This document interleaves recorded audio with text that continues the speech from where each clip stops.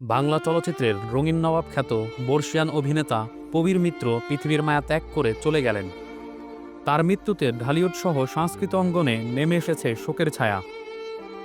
রোববার রাত 10:15টার দিকে রাজধানীর এক বেসরকারি হাসপাতালে শেষ নিঃশ্বাস ত্যাগ করেন তিনি। জানা যায়, বিয়ের সময় প্রবীর মিত্র ধর্মান্তরিত হয়ে ইসলাম ধর্ম গ্রহণ করেছিলেন। তখন তার নাম রাখা হয় হাসান ইমাম। যে প্রবীর মিত্র, তাকে কিভাবে আমরা দাফন করব আজিমপুরে। দাদা যখন বিয়ে করেন আমাদের ভাবিকে, তখন তিনি ধর্মান্তরিত হয়েছিলেন। তখন তিনি নাম রেখেছিলেন হাসান ইমাম।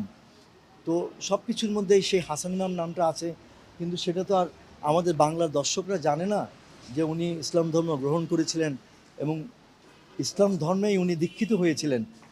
কিন্তু শুধু অভিনয় করার জন্য উনি প্রবীর মিত্র নামটাকেই রেখেছিলেন, কিন্তু সেটা শুধুমাত্র নামেই রয়ে গেছে প্রবীর মিত্র। কিন্তু আসলে তিনি আপাদমস্তক একজন হাসান ইমাম নাম ধারণ করেই ইসলাম ধর্মে দীক্ষিত হয়ে ইসলামের মধ্যেই উনি বিচরণ করেছেন। তাই আমরা সব কিছু শেষ করে আমরা আজিমপুরেই দাদাকে আমরা সমাধিস্থ করব, আমরা দাফন করব।